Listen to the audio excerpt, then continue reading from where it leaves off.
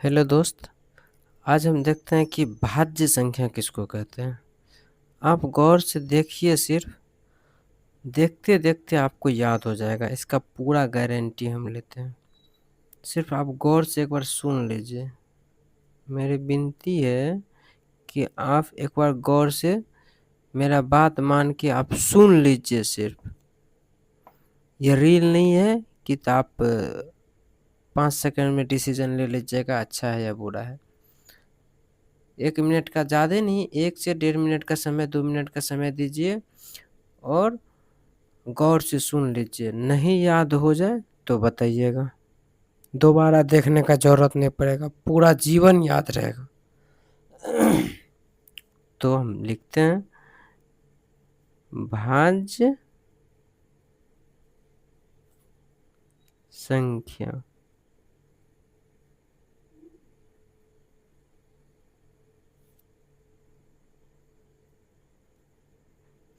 भाज्य संख्या को ही यौगिक संख्या भी कहते हैं, ये भी याद रखिए। यौगिक संख्या, भाज्य संख्या को ही यौगिक संख्या भी हम कहते हैं। तो भाज्य संख्या किसे कहते हैं? वैसी संख्या, वैसी संख्या जो एक और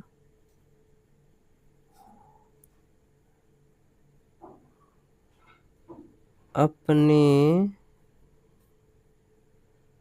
आप, एक और अपने आप का मतलब हुआ वो स्वयं, यानी कि खुद।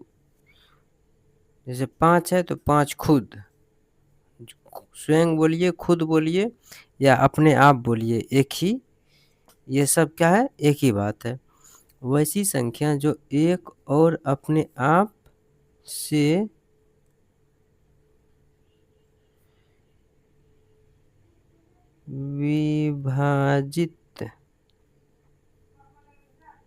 विभाजित हो और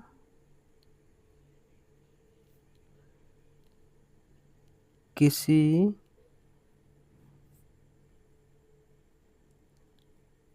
दूसरी संख्या से भी विभाजित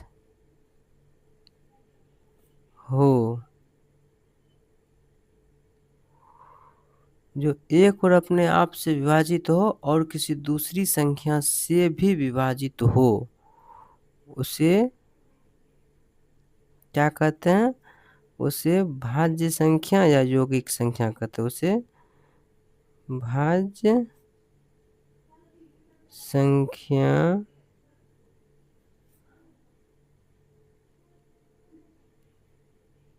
कहते हैं। उसी को यौगिक संख्या भी कहते हैं। एक बार सुनिए गौर से।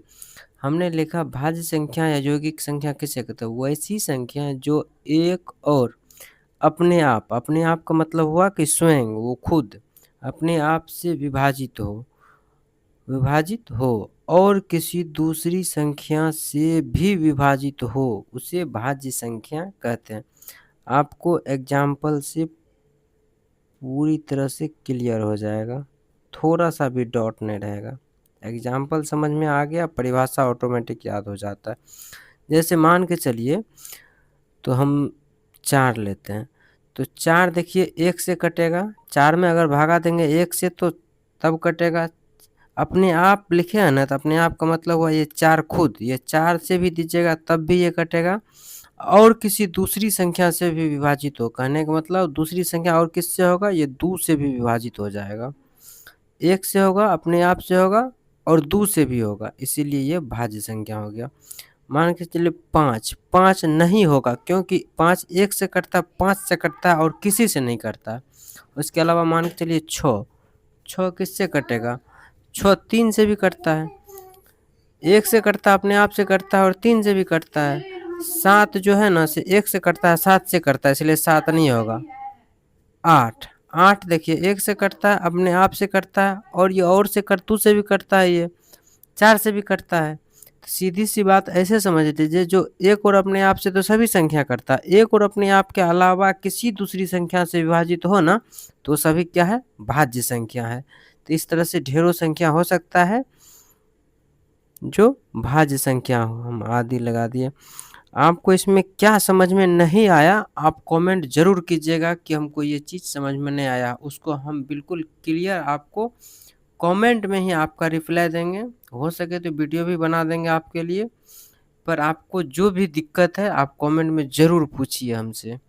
तो जो समझ में नहीं आया है हम ज़रूर समझाएंगे, पर याद हो जाएगा एक बार में।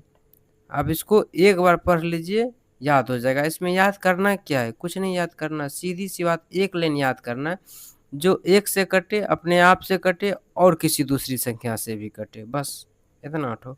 1 से कटेगा, अपने आप से कटेगा और किसी दूसरी संख्या से भी विभाजित हो, यानी किसी दूसरी संख्या से भी विभाजित हो, उसे भाज्य संख्या कहते हैं।